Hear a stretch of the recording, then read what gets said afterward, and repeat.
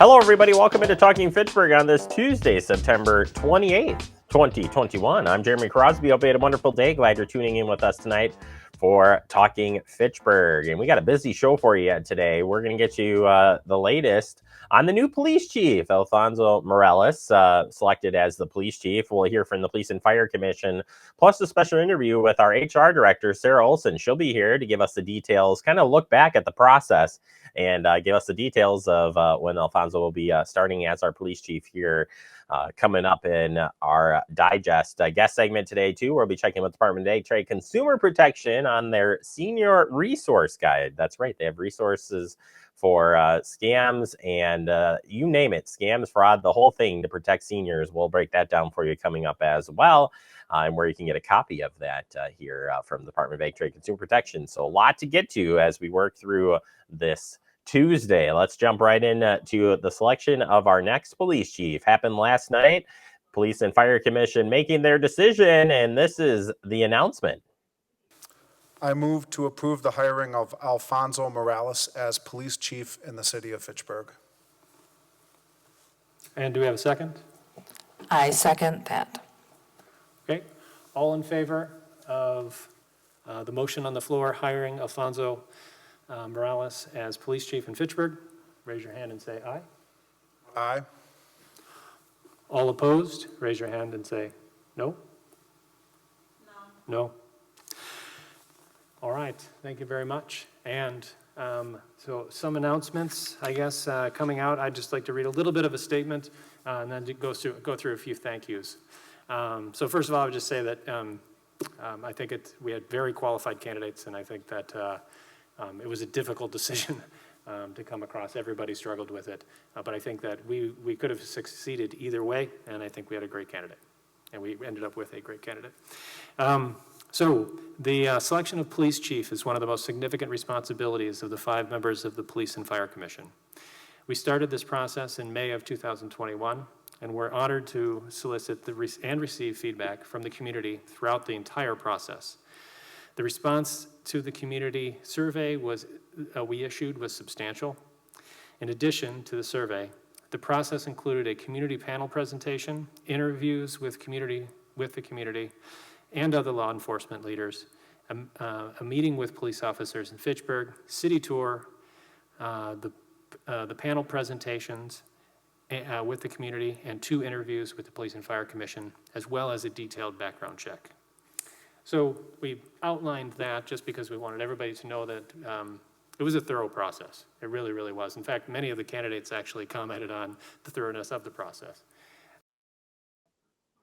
The Police and Fire Commission selected Alfonso Morales, as you heard, as the next chief of police for Fitchburg. The commission is looking forward in a statement saying to the future working with Chief Morales to continue to provide community-involved policing and law enforcement that respects the values of all individuals in our community.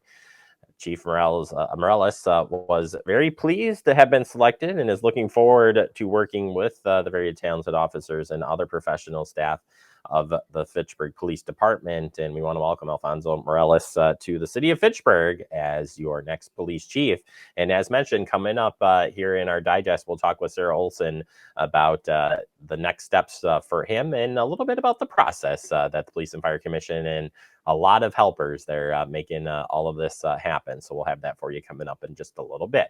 All right, other news. We've got a brush collection coming up, and it's the week of October 4th through the 8th. That's right. Branches or limbs less than 5 feet long and less than 6 inches in diameter will be collected during the brush pickup.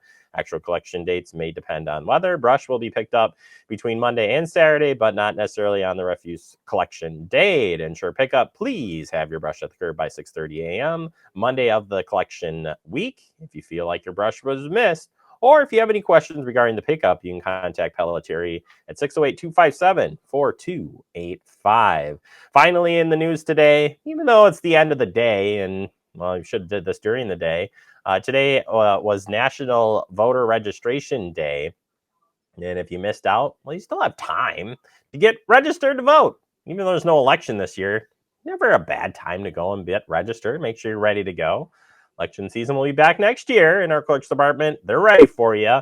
And all you got to do is go to myvote.wi.gov to learn more about getting registered and or stop in at City Hall, 7:30 to 4:30 p.m., Monday through Friday. Just watch out for those mask guidelines. They're posted at the door when you come down to City Hall. All right, that does it for our headlines. Coming up next, we'll check in with Sarah Olsen, our HR director. She'll take us through the process of picking a police chief. That's next right here on Talking Fitchburg.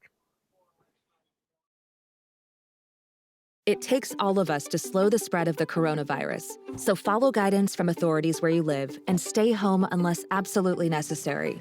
Use a delivery service for essential items like food and medicine. If you must make essential trips, stay 6 feet apart from other people. Wear a cloth face covering and wash your hands for at least 20 seconds as often as possible. Visit coronavirus.gov for the latest information.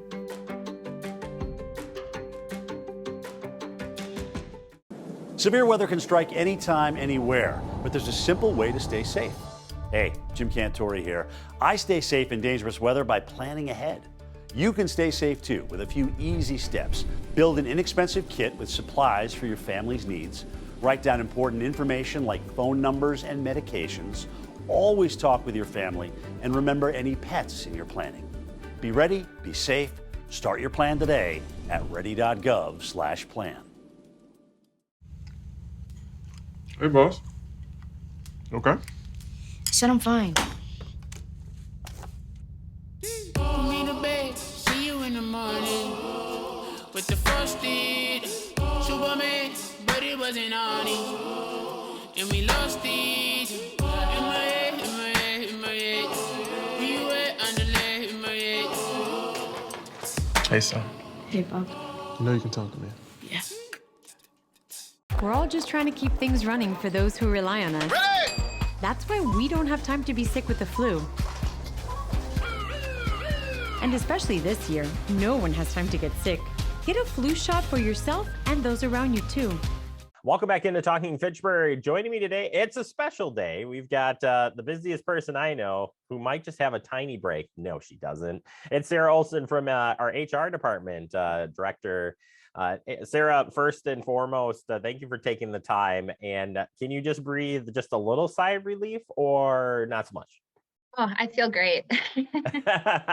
Perfect. Well, we're here to talk about the new hire, a new police chief here, and kind of the wrap up. It's been a very long process, and we've been trying to be as transparent as we can with the process, and a lot of behind the scenes work. And so today's interview, we'll find out what's the next steps forward. But before we look forward, let's take a look back and everything that goes into this process.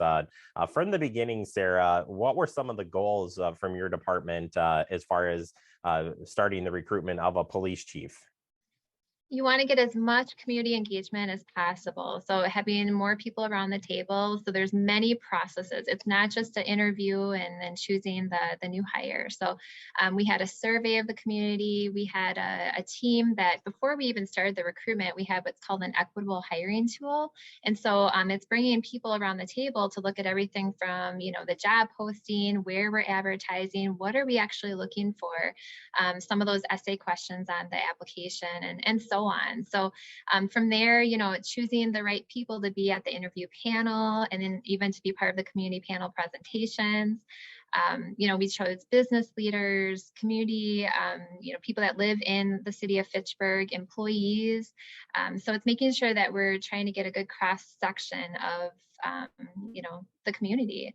And then the public reception, that's big. So it's an opportunity for people to come on out and hear from the finalists. We had 4 amazing candidates that were part of that public reception. And, we were really, really fortunate to have good qualified applicants and candidates in all of those steps. Talk about the Police and Fire Commission's involvement. So what is the Police and Fire Commission first off, and then what did they do behind the scenes? Because a lot of work happens on that front as well. Right. The Police and Fire Commission is a resident. They're residents of the city of Fitchburg, and they have oversight over the hiring of a police chief, and even a fire chief. So, there's multiple meetings that go into play. And, a lot of these folks have full-time jobs during the day. So they're coming after hours for several evening meetings. I think we've met the equivalent of a year's worth of police and fire commission meetings in the last 5 months. It's been pretty amazing. So they're instrumental, and they are the decision makers in this process. Sarah, for community involvement in this, just to reiterate that, how much did the community really get involved in this? Did you get a lot of feedback? Did you hear from people? How did we get that? We did, yeah. So we had sent out a survey at the very beginning to find out, what are the traits that people are looking for in the next police chief. We had almost 300 that responded to the survey. We had commission members and some council members that walked door to door to drop off paper surveys for people to complete. We had our neighborhood navigators help put those out to different areas in Fitchburg too. So we were trying to avoid just putting things out electronically. Throughout the process, people could have contacted the Police and Fire Commission to share their feedback about who they felt like the right candidate would be by either calling a phone number and leaving a message, or even emailing the commission. So we had a designated email. The commission received over 100 emails on what the community felt would be the right person for the police chief role. And we received numerous phone calls and voicemail messages. So it was very involved. And that's good, and that's what we like to see. We want to get people involved in processes, right? We have the door open, and we want to hear from you. It makes a difference when you're doing these recruitments. Exactly. And on top of it, our commission members met with police officers for informal coffees to kind of hear from them and how, what they felt for the future of the department, where there might be some issues, and maybe some new focus areas for the chief. So I think they met with maybe about 30 of our 52 sworn officers over coffee. They also met with other members of, other professional members of the department too. Yeah, and it was cool to see it come together. We saw some of it come together, but when we had the open house and seeing the officers come out and have a chance to talk with the candidates was pretty cool from what I saw. All right, so we've got it set up. Let's take it to last night. So a decision was made. We know it's out there, but tell us about our candidate. Yeah. So Alfonso is our new police chief. He is going to be going through conditions. So there's a psychological, a drug, and a physical. We hope to have those completed within the next week or so, and then we can finalize a start date. So we're looking at mid-October as of right now for getting sworn in and actually starting with the city. Yeah, it's going to be awesome. And as we wrap up the thank yous, numerous thank yous to be had out there. As I said, I had to start with just thanking you and your staff, but a lot of people went into this process, as you mentioned. Who would you like to thank? Our Deputy Chief, Matt Leahy, for stepping up and taking on additional responsibilities. Also Lieutenant Hartwick and Lieutenant Baumkamp for picking up additional responsibilities. Lieutenant Hartwick put together all of the flyers for the police chief process. So all the amazing recruitment materials you saw out there, whether they're flyers about the public reception or just other happenings with the police chief, he is responsible for all of that. So, the staff, our police department, I'd like to thank all of the commission members that put in all of this time, and some of the council members too that actually helped and sent emails out to the community and walked door to door. So it's such a group effort, and we really appreciate everybody's involvement. So if people moving forward here want to meet the new police chief, when are we going to see him? So I know it's going to be a couple of weeks, but as far as that next step goes, you talked a little bit about the process, but hopefully in the next couple of weeks we'll be able to hear from him and see him start the job. Yeah, we're hoping for, Monday, the 18th of October, hopefully getting sworn in that Friday before and then actually starting that week. So we're finalizing that a little bit. Of course, we have to wait until we get the psychological, physical, and drug test results back before we can actually finalize. But yeah, so hopefully mid-October, and we'll have to look at ways that we can have the community come on out and meet the new chief. That'll be something on his plate to reach out and get to know everybody. Well, Sarah, thank you so much for jumping in and taking the time. And again, thank you to you, to Amy, to everybody involved in this. This has been quite the process. But it's been fun to be on the outside looking in, be a part of helping getting the word out. And here's to a good start for Alfonso joining the team here. We like think of ourselves as a family here with staff. So glad to have him on the team, and just thank you. Hey, thank you. Fact TV. I mean, again, all of those meetings that we had after hours, that's because of you and holding those so that people can actually watch them live. And that public reception went off without a hitch. And that's all thanks to you and your talented staff. So Fact TV, thank you for everything you do for us. You bet. We're here to help you, Sarah, and help get the word out. So thank you so much again for your time, and we'll look forward to talking to you real soon. Sounds good. Take care. Yep. Sarah Olsen, our HR director, her and Amy, top notch for all the work that they do here in the city and just keeping us motivated and happy. Be happy. We'll say it that way. All right. Wrap it up here. We'll take a break. More to come. You're watching Talking Fitchburg.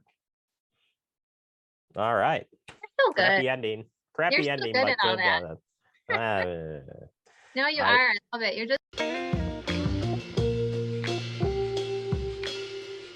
After you joined our family, it was like, I really do feel complete now.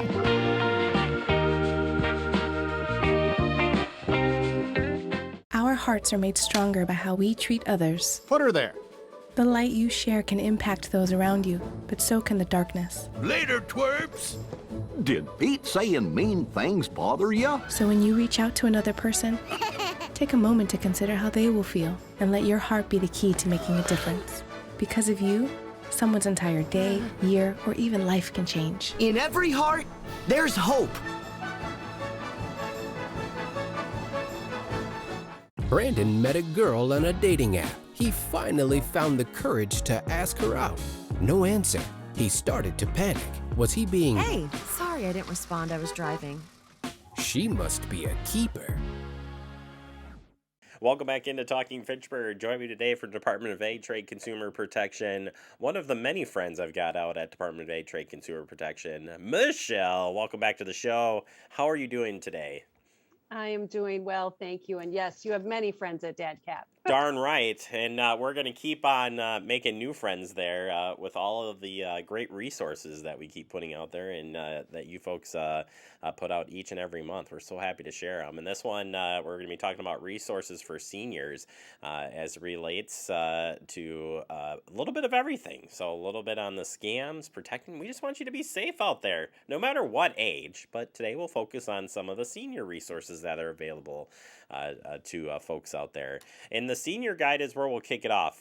If you have not downloaded this, if you not ordered your copy, you're missing out, Michelle, right?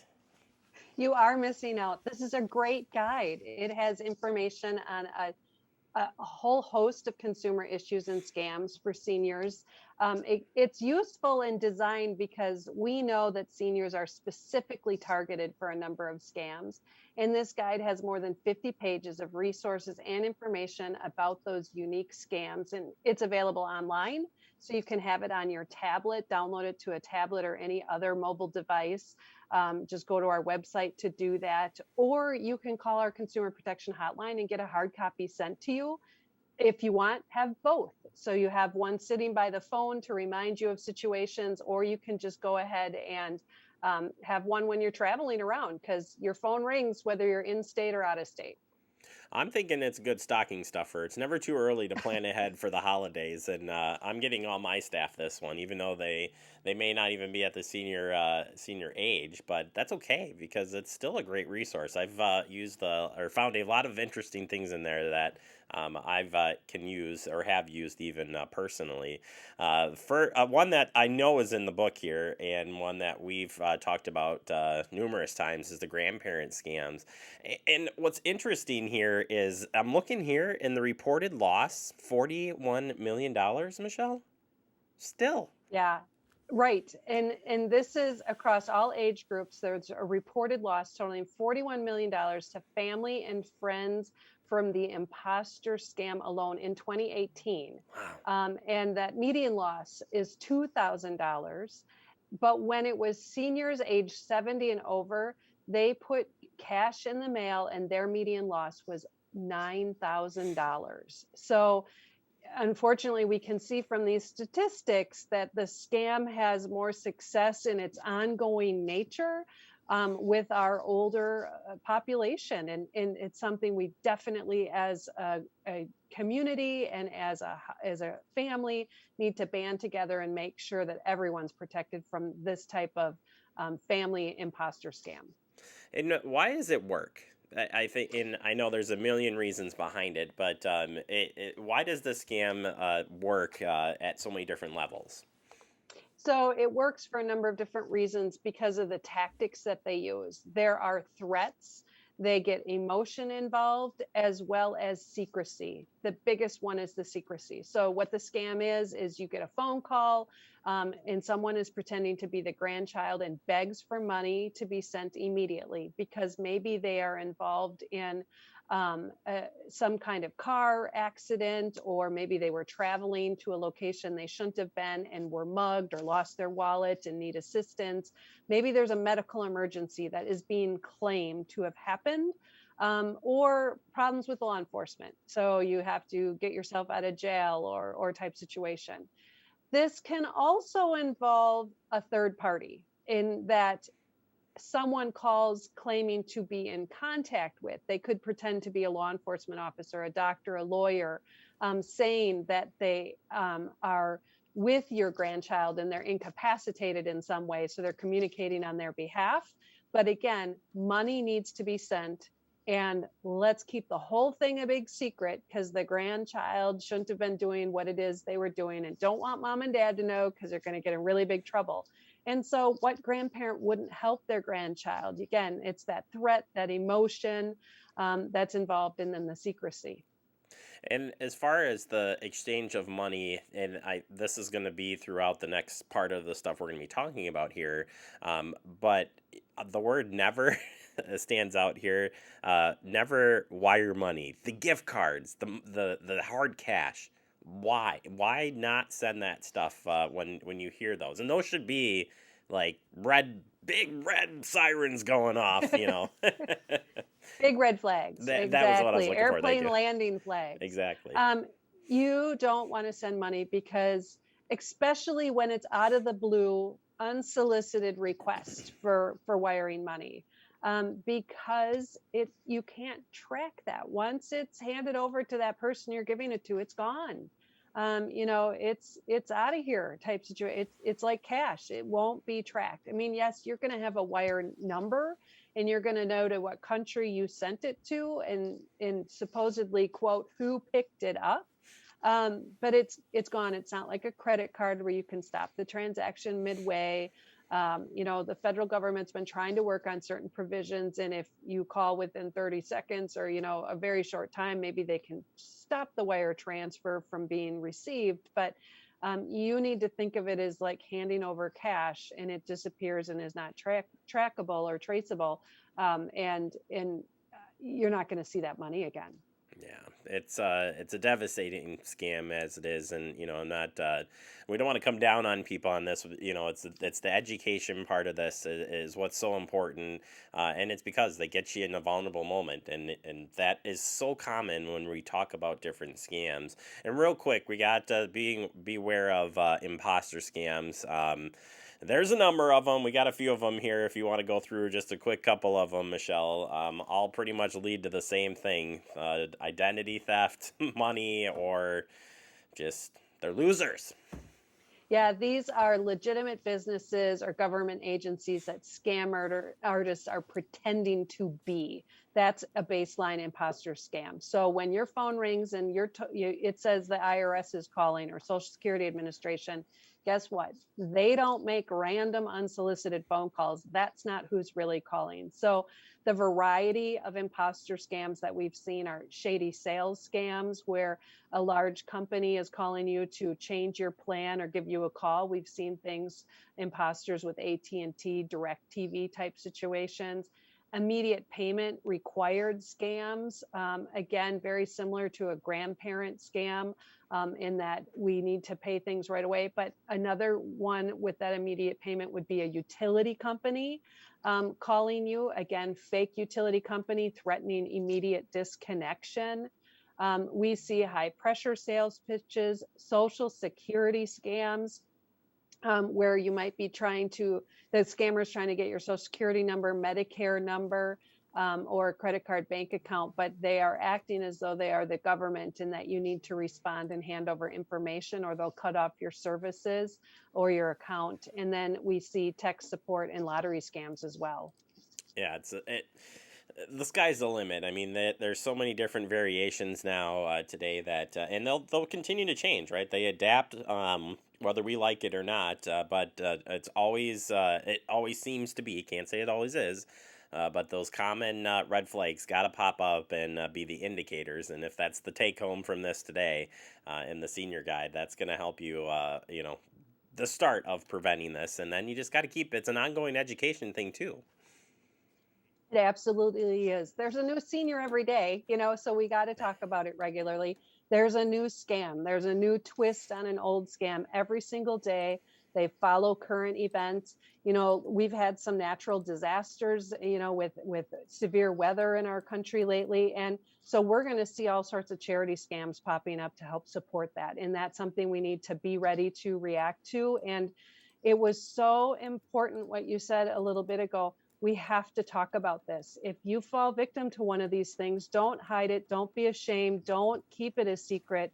Please talk about it. Report it to Consumer Protections. Tell your friends and family, because it's the best way to shut these down.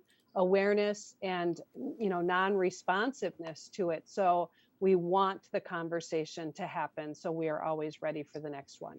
Yeah, that's why I like to share that I bought into a pool scam, that I thought was legit. And I sit here with you. We do stuff with Better Business Bureau, and I like to think that I know everything, but no, if it's too good to be true, it's too good to be true. And you just gotta really slow down and think about what you're doing, because things are easier to do online. It's just it's a tricky world out there, Michelle. Yeah, well, and there's people trying to take advantage. So we just have to be watchful of that. Well, I appreciate you watching out for all of us. We appreciate that. If people want to learn more, get that senior guide, or report these scams or fraudsters, how can they do that? Please go to our website at datcp.wi.gov or call our Consumer Protection Hotline, 1-800-422-7128. Michelle, thank you so much for talking. I'll always love catching up with you and talking scams. That's where it's at. And we appreciate everything you and the folks at DATCP are doing for us each and every day. Well, thanks for giving us this opportunity to share the information. Always a pleasure. We'll talk to you real soon, and stay safe out there. You too. All right, we'll take a quick break. More to come. You're watching Talking Fitchburg. See on page 4 that the projections need to be flood next Thursday. Seriously? Thursday? Can't do that. This is really inconvenient. I have yoga that day. I have no time for this. So. I can't do Thursday, but I can do Friday. Disasters don't plan ahead. You can. Talk to your loved ones about how you're going to be ready in an emergency. Don't wait. Communicate.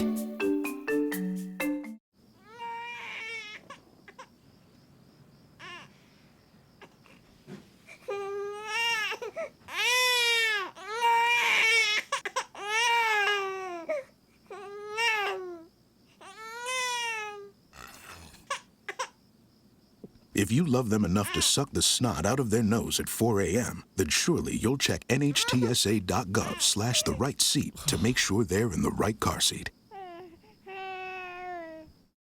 Welcome back into Talking Fitchburg, wrapping up the show. I want to thank Michelle from Department of Trade Consumer Protection and Sarah from our HR department being our guest today. Appreciate both of their time. As we wrap up, remember you can stay connected with Fact TV. Join us, won't you? That's what Andrew says.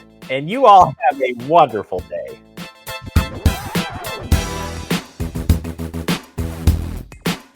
Thank you.